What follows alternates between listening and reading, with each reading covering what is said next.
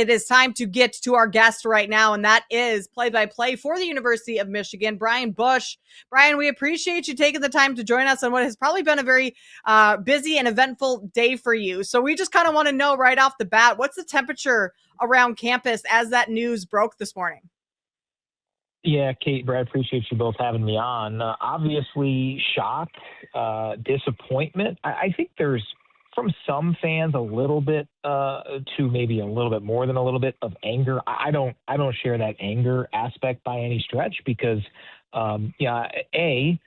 this team finished the job last year. They won the national championship.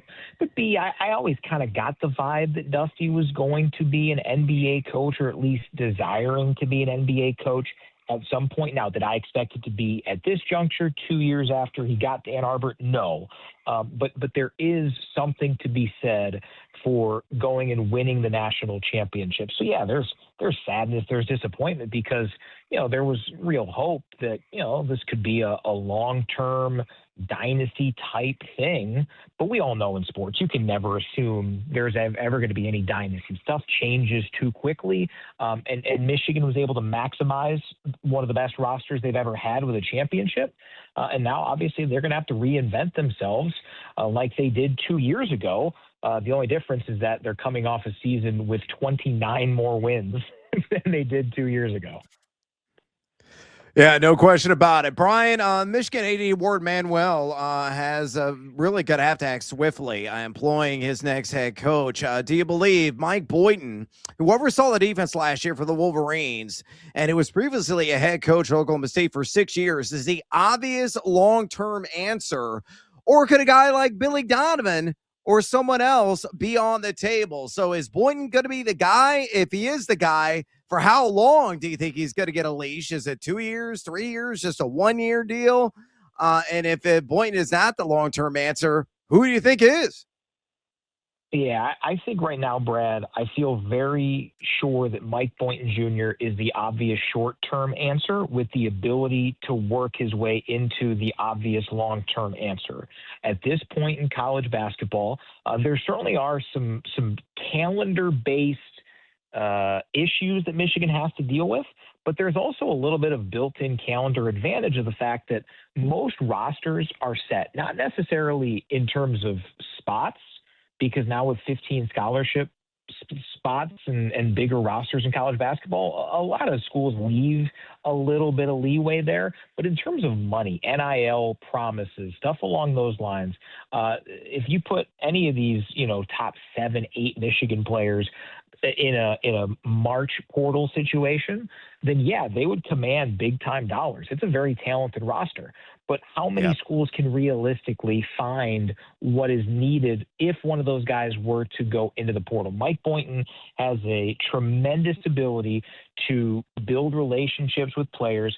Dusty has talked about the fact that he had to delegate a lot when it came to the coaching aspect and even some relationship building with players because he's the figurehead. He's the NIL fundraiser. He's got to do a lot more interviews at a Michigan spot versus Florida Atlantic. So the question will be long-term with Mike Boynton.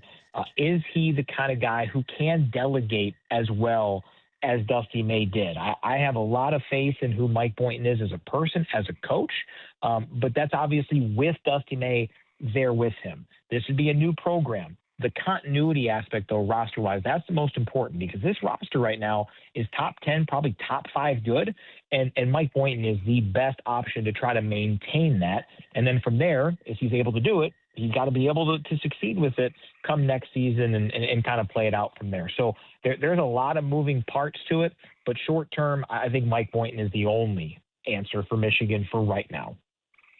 All right, Brian, let's dig into that roster currently there at University of Michigan. Though Adai Mora, Yaxel Lindeborg, Morez Johnson are likely to have their names called in Tuesday's NBA draft, probably inside the top 15. There's still a ton of talent, as you mentioned, left on this championship roster. If you were to guess how many players enter the portal post-made Dallas news, what would that number be? I mean, L.A. Cadeau, Trey McKinney, J.P. Estrella, there are no doubt guys that would garner a ton of interest and a ton of money if they were to enter the portal during this basically 2-week window of opportunity. So do you see anybody at all bolting from this roster? If so, how many?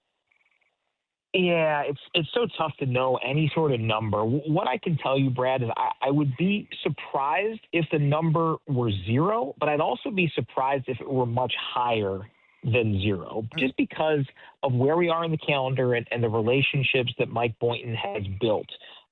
I'm hesitant to say any sort of projection on the roster side of things just because this is still fresh.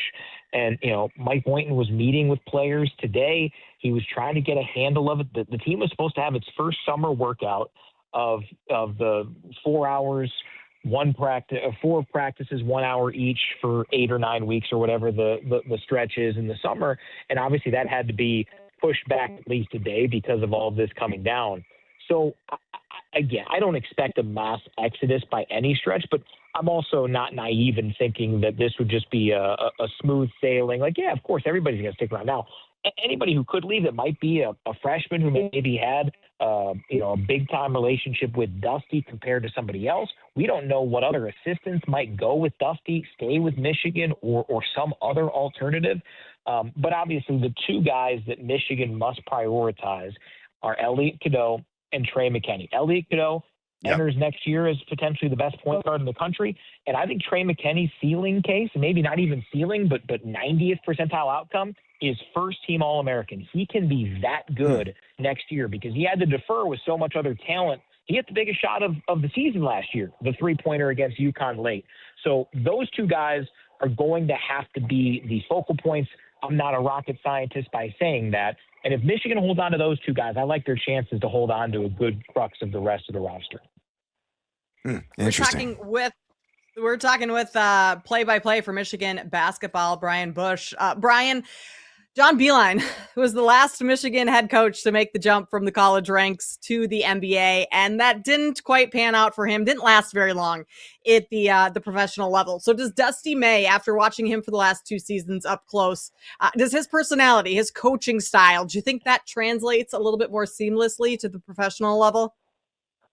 100%. And I mean, Dusty has been someone who has studied all levels of basketball for a long time. I think kind of like John Beilein. Beilein wanted to test his stuff against the NBA, but he had been in college and had done it for decades and took the long route.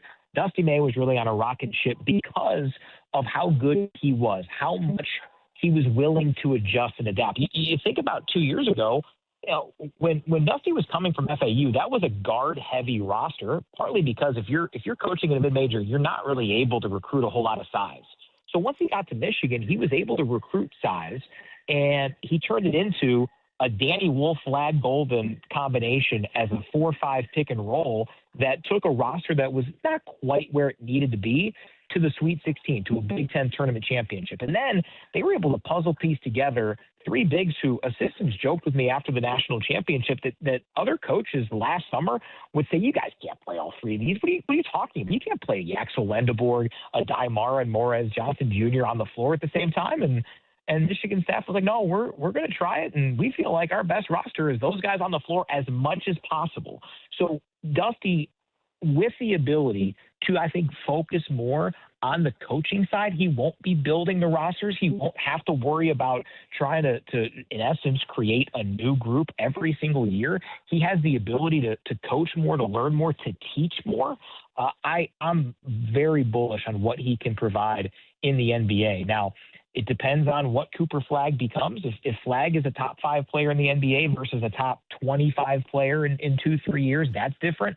Who do they draft here in the top 10 tomorrow night? There's some other factors that play in, but I have a ton of faith that Dusty May at the NBA level will maximize the players around him and play a style that will be not just successful, but also fun to watch. Brian, I think that assessment is spot on, mi amigo. Speaking of the NBA, let's dive in on the NBA draft. It commences Tuesday, tomorrow, and Dallas conveniently has a number 9 overall pick. Yes, Cooper Flagg is going to be the roster cornerstone for years to come, but with the Mavs potentially Vest and Daimara, maybe Axel Lindenborg or Morez Johnson inside the top 10. Could Dusty bring along one of his former players to Big D? Of the trio, if he were to do that, which would make the most sense for the Mavericks, in your opinion? Boy, it's crazy how times can change. I do think it's possible. Obviously, at 9, I would not be surprised if one of them were already off the board. I've said for a little while now, I think if you are looking for instant impact, then you should draft the Axel Lendeborg. If you are drafting for ceiling, I would draft Adai Mara. And if you are drafting for floor, I would draft Morez Johnson Jr. Now, doesn't mean I don't think that Adai has a higher floor because of his defense he does. Doesn't mean I think Morez can't be a really, really good player and have a huge ceiling. But that's kind of the baseline of it. I would say, again, this is no information. This is just me kind of prognosticating here. I would not be surprised if Adai Mara is on the board at 9, if that's the play, just because, again, we talk about using size uniquely. When you go to the NBA, every good team has good wings. Every good team has some sort of enforcer. That's what Lendeborg and Johnson provide.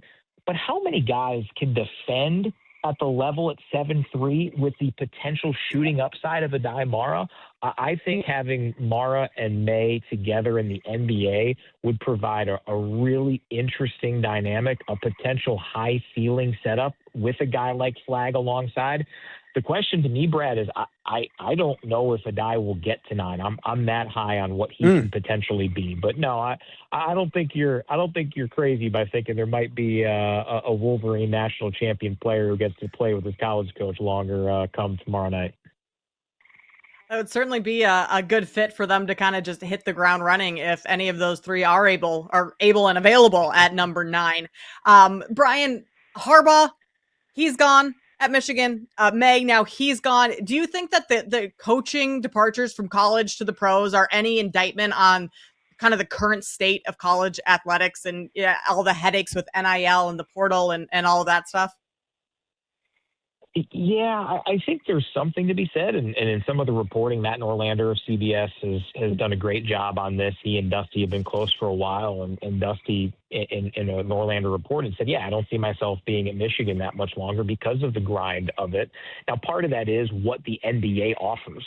If the top of basketball ended with college basketball, then, of course, these guys would figure it out. The NBA having that ability to climb is helpful.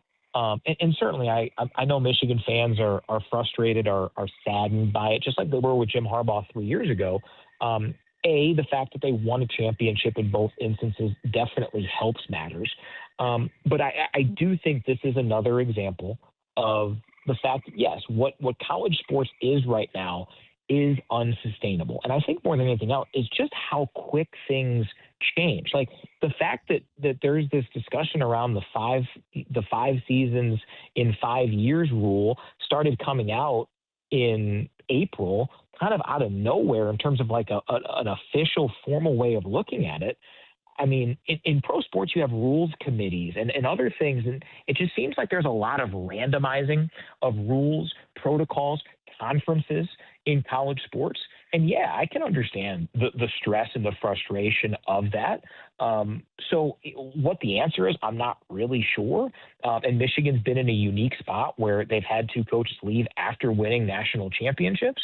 But I think Dusty has been, in essence quoted as such as saying since leaving here earlier today that, college sports drained on him. And it's a shame for a guy who isn't even 50 yet. Like, it's one thing when Jay Wright or Roy Williams or some of these coaches who have been doing it for a long time, when they're leaving, okay, they want to get a little head start on retirement. Dusty May turns 50 in December. 50. And he said, I'm done with this college stuff. Like, that's a really tough pill to swallow. And it's not the foremost example, and it's not the only example. But boy, that's a pretty screaming example that a guy who, from all accounts, everything he has done, how he represents the sport is at a really, really high level. And he's telling you at 49 years old, I'm ready for the NBA. I don't want, I'm ready to move on after winning a national championship. Like, that's yet another pretty tough spot for college athletics. That should be a very big red flag for college athletics when you have, like you said, a young coach who's ready to kind of flee because of what's going on in the chaos. Last question here for you, Brian. Do you see Michigan maybe expanding the NIL dollars, going to those boosters a little bit more for the basketball program, just kind of ease the minds of any of those players that might be thinking about hitting the portal? I mean, I certainly think that will be part of the discussion, what those, protocols and strategies look like. At this point, it's obviously too early to tell, but Dusty said it from the start when he arrived. You need to prove that you can win. And certainly if Mike Boynton Jr. is the interim coach and he won't be, signing a full-time, guaranteed head coach contract, and he's just the interim, you've got to prove the concept of winning and success very, very quickly. So, Mike has the personality and I think the people skills to go out and do that. But yeah, this is, the next 2-3 weeks will help define not just the 26-27 Wolverines, but also what chance Mike Boynton has to be a long-term answer as a head coach. Because I think the upper bound of Mike Boynton is a really, really good coach. He obviously, if Michigan were opening this up on April 7th, that Dusty May immediately left, no, Mike Boynton would probably not be at the top of anybody's list, but he is uniquely qualified in this moment, in this spot. And now he's got to go out and get the job done. And it's a tough deal. But for a program whose only other national championship came with an interim coach in 1989, I guess there's precedent here in Ann Arbor that Michigan's interim head coach can get creative and have a lot of success. And Boynton's got the MO, the personality, the basketball knowledge to have a real shot. He is Brian Boesch, voice of Michigan basketball and the co-creator, producer, and host for Go Blue podcast. Brian, appreciate you taking the time. Appreciate all of the insight. Enjoy the rest of your evening, and we will talk to you down the road. Thanks, Kate. Thanks, Brad. Have a good one. See you, Brian. You as well. That's good stuff, Brad. I mean, someone who knows the ins and outs of that program and has been extremely close to it and close to Dusty May. And I liked what he said, that May's the kind of guy that he thinks will transfer really well to the next level. So we'll wait and see what happens. His first big move in the NBA will be tomorrow night with the draft. And we'll see if they take a Michigan Wolverine to join May tomorrow night.